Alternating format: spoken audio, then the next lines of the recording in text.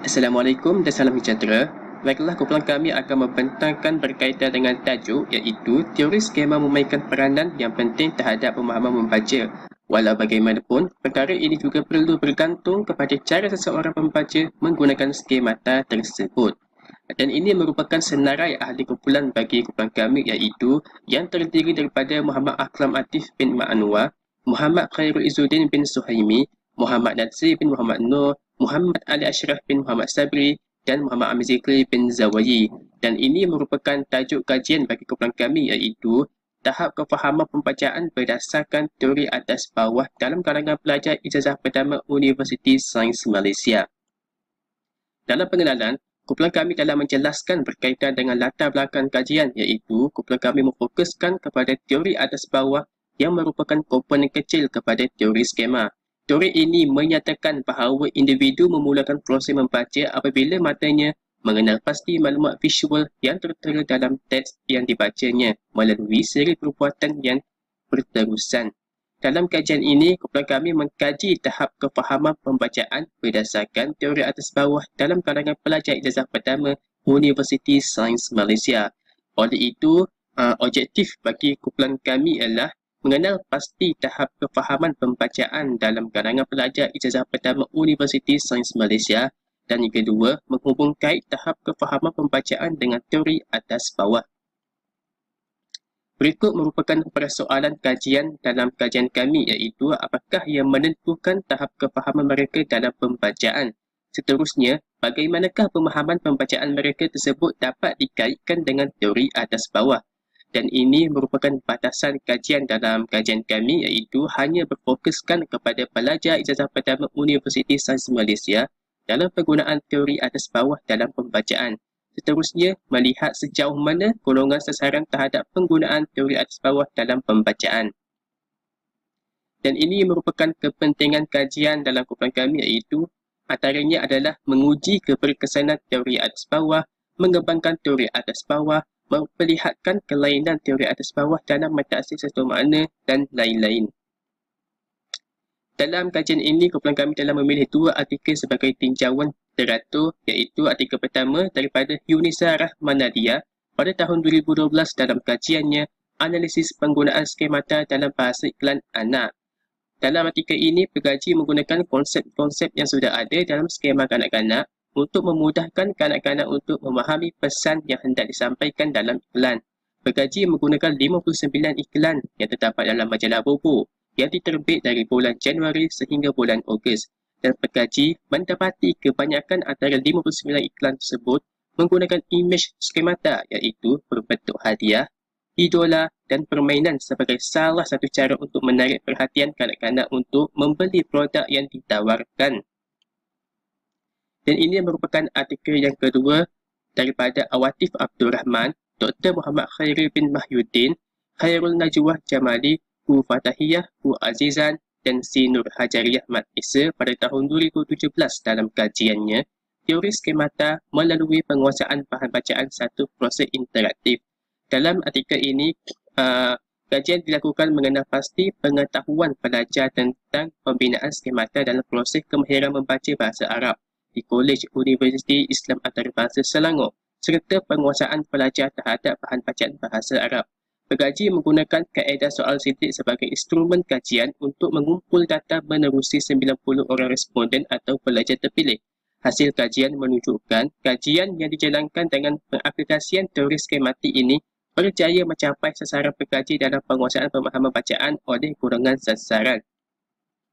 Seterusnya, dalam kajian kami, berikut merupakan metodologi kajian yang terdiri daripada reka bentuk kajian, yang mana kumpulan kami menggunakan kaedah kuantitatif iaitu menyediakan satu set soal selidik yang akan diedarkan kepada 30 orang pelajar ijazah pertama. Orang soal selidik ini mengandungi dua bahagian iaitu bahagian A berkenaan dengan demografi responden dan bahagian B berkenaan dengan penggunaan teori atas bawah semasa pembacaan dalam soal selidik. Kaedah yang kedua pula ialah pengumpulan data kajian yang dilakukan dengan cara mengedarkan borang soal selidik secara dalam talian. Data yang dikumpulkan daripada dapatan soal selidik akan diproses dengan menggunakan kaedah analisis deskriptif bagi menghubung kaitkan tahap kefahaman pembacaan pelajar dengan teori atas bawah. Seterusnya, kumpulan kami juga merujuk pelbagai sumber seperti bahan bacaan di perpustakaan dan secara dalam talian bagi mendapatkan maklumat yang berkaitan untuk menghasilkan dapatan kajian. Itu saja daripada saya. Sekian, terima kasih. Terima kasih diucapkan kepada rakan pembentang. Saya akan meneruskan lagi pembentangan kumpulan kami kepada dapatan kajian. Yang pertama adalah mengenai demografi responden. Berdasarkan kepada soal selidik yang telah dijalankan, seramai 12 orang pelajar lelaki bersamaan dengan 40%, manakala seramai 18 orang pelajar perempuan bersamaan dengan 60% telah menjawab soal selidik yang telah kami jalankan. Bagi tahun pengajian pula telah melihatkan bahawa penglibatan kesemua tahun pengajian dalam menjawab soal selidik yang telah kami jalankan. Pelajar tahun 1 adalah seramai 5 orang, pelajar tahun 2 seramai 6 orang, manakala pelajar tahun 3 5 orang dan pelajar tahun 4 14 orang. Manakala pusat pengajian yang telah menjawab soalan selidik memperlihatkan bahawa 10 pusat pengajian, pelajar daripada 10 pusat pengajian telah menjawab soalan selidik yang telah kami jalankan. Seterusnya kita akan pergi kepada dapatan kajian bahagian A. Baiklah, teori skemata ini ianya berhubung kait dengan struktur pengetahuan sedia ada seseorang individu dengan pengetahuan baharu yang diperoleh. Oleh itu, pada soalan pertama, kami menanyakan kepada responden mengenai adakah responden membaca bahan bacaan berdasarkan kepada pengetahuan sedia ada mereka. Berdasarkan kepada analisis soal selidik yang telah kami jalankan, sebanyak 2 orang ataupun bersamaan dengan 6.7% sangat setuju, manakala 63.3% responden setuju, 16.7% responden tidak pasti, manakala selebihnya 13.3% responden tidak bersetuju. Baiklah, yang seterusnya, skemata ini dia dapat memandu seseorang pembaca untuk memberikan penilaian kepada orang lain ataupun situasi maupun kejadian ataupun tempat dengan menggunakan maklumat yang terbatas. Oleh itu, pada soal selidik kami yang kedua, kami menanyakan kepada responden adakah responden telah mengandaikan apa yang akan terjadi atau mereka perolehi pada akhir pembelajaran. Sebanyak 10% responden sangat setuju, manakala 40% responden setuju, 30% responden tidak pasti, selebihnya 16.7% tidak setuju dan 3.3% sangat tidak setuju dengan pernyataan tersebut. Baiklah, seterusnya, skemata ini ianya sering diorganisasikan secara bermakna dan dapat ditambah sekiranya seseorang itu ingin menambah pengalaman baharu.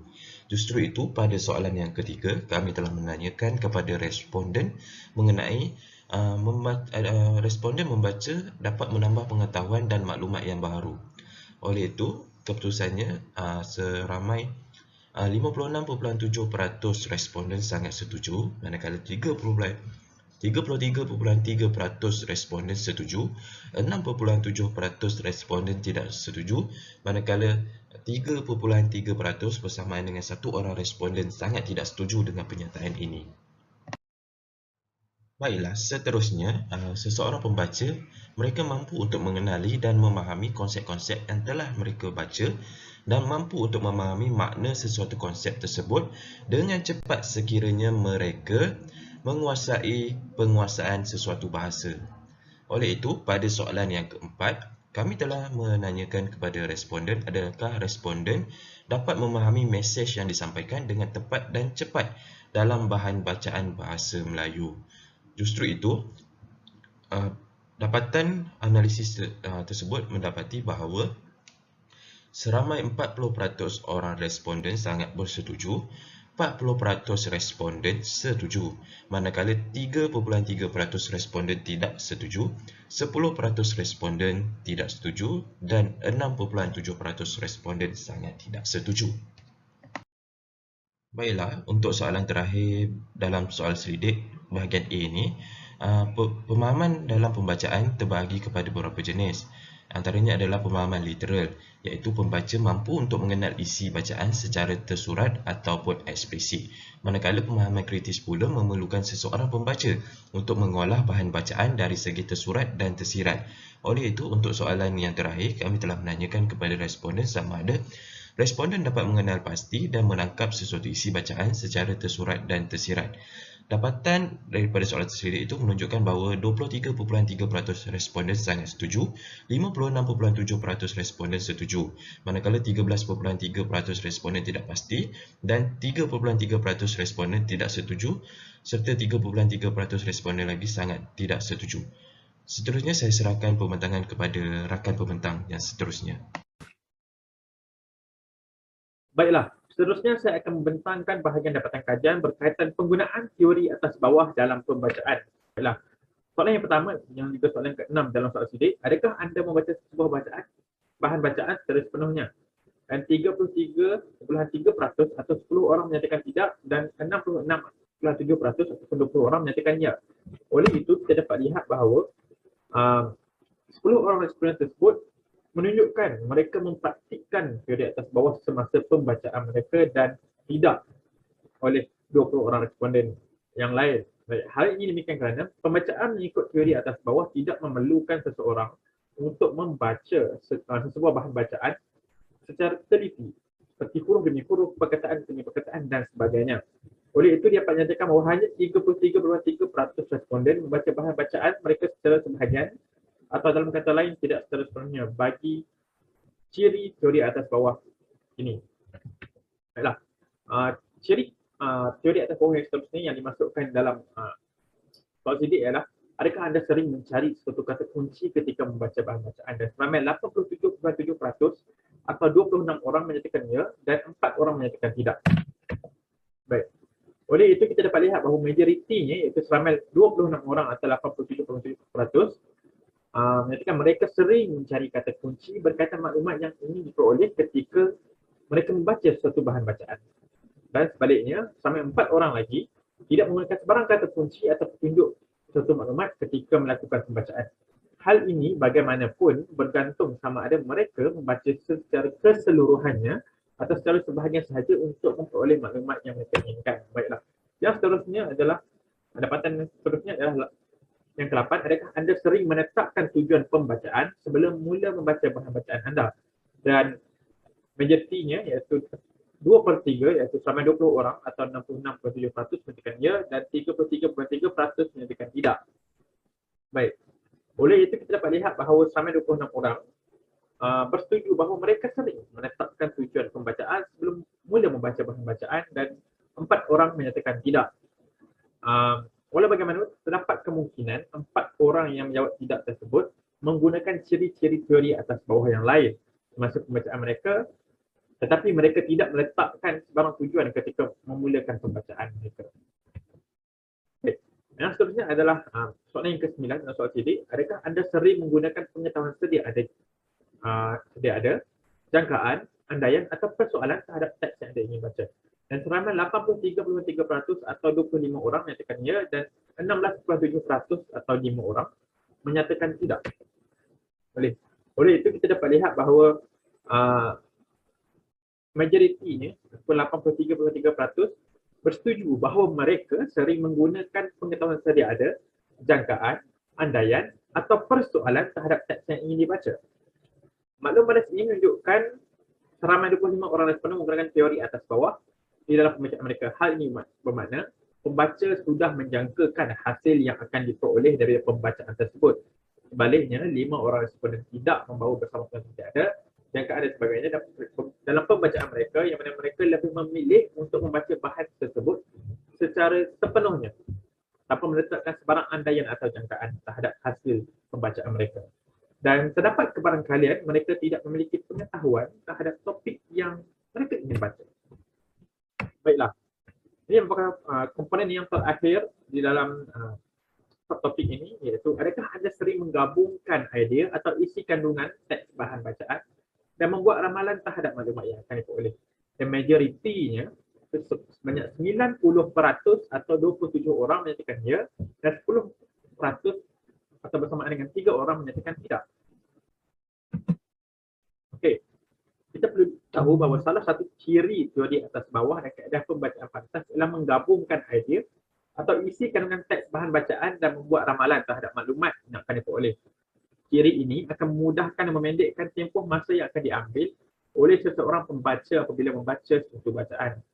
Dan kita dapat lihat bahawa seramai 25 orang menjawab ya, di mana mereka bersetuju bahawa mereka sering menggabungkan idea atau isi kandungan teks bahan bacaan dan membuat ramalan terhadap maklumat yang akan diperoleh. Baiklah, terdapat kebarangkalian 25 orang respondent tersebut telah mempunyai pengetahuan sedia ada dan pembacaan mereka bertujuan untuk menambah pengetahuan baru, maka kaedah penggabungan idea atau isi kandungan teks digunakan bagi memudahkan kesimpulan dan pembacaan mereka, atau mereka sudah meramalkan apa yang akan diperoleh dari penggabungan idea-idea tersebut. Dan berdasarkan dapatan kajian, pengkaji dapat menyatakan bahawa majoriti pelajar ijazah pertama Universiti of Malaysia menggunakan teori atas bawah dalam pembacaan mereka. Itu saja daripada saya serahkan kepada rakan teman saya yang lain. Terima kasih. Perbincangan pada bahagian ini akan memperlihatkan analisis yang dilakukan berdasarkan dapatan kajian yang telah diperolehi. Dapatan ini menunjukkan berkaitan teori skemata dan teori atas bawah dalam tahap kefahaman pembacaan menerusi soal selidik bahagian A dan penggunaan teori atas bawah semasa pembacaan soal selidik pada bahagian B. Penjelasan mengenai ciri-ciri teori atas bawah akan diperlihatkan dalam subtopik berikut. Yang pertama, memiliki pengetahuan sedia ada berkaitan teks sebelum pembacaan. Data berkenaan memiliki pengetahuan sedia ada berkaitan teks sebelum pembacaan memperlihatkan secara majoriti responden bersetuju bahawa mereka membaca bahan bacaan berdasarkan kepada pengetahuan sedia ada. Persetujuan terhadap kenyataan tersebut adalah disebabkan pembaca membawa bekal pengetahuan dan pengalaman yang sesuai dengan bahan bacaan. Dalam teori skemata, pembekalan pengetahuan terdiri daripada pengetahuan deklaratif dan pengetahuan prosedural. Oleh itu, dengan bekal pengetahuan sedia ada juga menunjukkan majoriti responden juga sangat setuju bahawa mereka dapat memahami mesej yang disampaikan oleh penulis dengan tepat dan cepat dalam bahan bacaan bahasa Melayu. Ciri yang kedua pula menggunakan strategi yang sesuai untuk memahami serta membuat hipotesis untuk menjangka maklumat atau idea yang akan disampaikan. Berdasarkan data, majoriti responden sering menggunakan pengetahuan sedia ada, jangkaan andaian atau persoalan terhadap teks yang ingin dibaca. Selain itu, responden juga sering menggunakan idea atau isi kandungan teks bahan bacaan dan membuat ramalan terhadap maklumat yang akan diperoleh. Responden juga sering menetapkan tujuan pembacaan sebelum mula membaca bahan bacaan. Pembaca ingin memfokuskan kandungan penting yang terdapat dalam teks agar mudah untuk membuat suatu andaian tentang idea atau maklumat yang hendak disampaikan. Pembaca juga terus membaca selagi teks yang dibaca mengesahkan jangkaan yang dibuat sebelum membaca. Oleh itu, data kajian ini menunjukkan bahawa responden secara majoriti yang bersetuju bahawa mereka sudah mengandaikan apa yang akan terjadi pada akhir pembacaan. Ciri yang ketiga ialah pembaca mengawal keseluruhan maklumat visual dan bukan visual semasa membaca. Konteks bagi ini bersesuaian dengan soalan-soal selidik berkenaan responden dapat memahami mesej yang cuba disampaikan oleh penulis dengan tepat dan cepat dalam bahan bacaan bahasa Melayu. Berdasarkan data, majoriti responden sangat setuju terhadap pernyataan bahawa pembaca dapat memahami mesej yang disampaikan oleh penulis dengan tepat dan cepat dalam bahan bacaan bahasa Melayu. Kita dapat simpulkan bahawa sudah pasti bahan bacaan yang menggunakan bahasa natif pembaca akan memudahkan pembaca menginterpretasikan kandungan bacaan tersebut. Baiklah, saya akan meneruskan bahagian perbincangan iaitu pembacaan mengawal keseluruhan maklumat visual dan bukan visual semasa membaca. Baiklah, maklumat visual merujuk kepada bahan bercetak, manakala maklumat bukan visual pula merujuk kepada pemahaman bahasa yang berkaitan dengan pengetahuan kandungan dan kebolehan membaca secara umum. Baiklah, hasil dapatan kajian menunjukkan bahawa 80% atau seramai 12 orang sangat setuju dan 12 orang setuju bahawa pembaca dapat memahami mesej yang disampaikan oleh penulis. Baiklah, hasil dapatan kajian ini juga membuktikan bahawa pembacaan dalam bahasa natif responden iaitu bahasa Melayu akan memudahkan pemahaman mereka terhadap sesuatu maklumat yang cuba disampaikan oleh penulis. Selain itu, bahan bacaan yang menggunakan bahasa natif pembaca juga akan memudahkan pembaca kerana perkara tersebut sudah ada dalam leksikon pembaca dan dengan mudah mereka akan dapat menginterpretasikan bahan bacaan tersebut. Namun, masih terdapat 5 responden yang menyatakan tidak setuju. Oleh itu, situasi tersebut tidak menepati ciri teori atas bawah kerana teori ini menekankan kepada pembacaan yang efisien yang menggunakan strategi bacaan yang tertentu. Baiklah, seterusnya, pembaca membawa makna ke dalam teks yang dibaca dan membaca berpandukan makna yang terdapat di dalam teks. Baiklah, melalui kaedah di atas, seseorang itu memiliki kemampuan untuk mengenal dan menangkap isi bacaan secara tersurat dan juga tersirat. Pemahaman ini terbahagi kepada 4 jenis, iaitu jenis yang pertama pemahaman literal, yang kedua interpretatif, yang ketiga kritis dan juga yang keempat adalah kritik. Baiklah, hasil dapatan kajian ini menunjukkan bahawa majoriti responden, iaitu seramai 56.7%, iaitu 10 orang, setuju dan sangat setuju 23.3% terhadap kenyataan bahawa pembaca memiliki kemampuan untuk mengenal dan menangkap isi bacaan. Sehubungan dengan itu, kefahaman pembacaan ini dapat dikaitkan dengan teori atas bawah, iaitu penetapan tujuan pembacaan sebelum mula membaca bahan bacaan. Baiklah, oleh itu dapat disimpulkan bahawa majoriti daripada responden yang merupakan pelajar menetapkan terlebih dahulu matlamat ataupun tujuan pembacaan mereka sebelum mula membaca. Baiklah, kita beralih ke bahagian akhir iaitu kesimpulan. Kesimpulannya, skemata merujuk pada suatu kognitif yang terdiri daripada sejumlah idea-idea yang tersusun rapi dalam pemikiran seseorang. Setiap orang memiliki skemata yang berbeza-beza. Oleh itu, ibu bapa khususnya memainkan peranan penting dalam mengembangkan imajinasi anak-anak melalui skemata. Hal ini demikian kerana bagi memudahkan proses pembacaan mereka di masa akan datang. Baiklah, jika bukan ibu bapa yang membantu ataupun mengembangkan potensi anak-anak mereka, maka siapa lagi? Oleh itu, kemampuan membaca dengan efisien pada peringkat awal usia akan membantu mereka untuk mengembangkan potensi diri sekaligus dapat memajukan diri mereka dalam bidang akademik dan lain-lain. Baiklah, sekian itu sahaja daripada kumpulan kami. Sekian, terima kasih.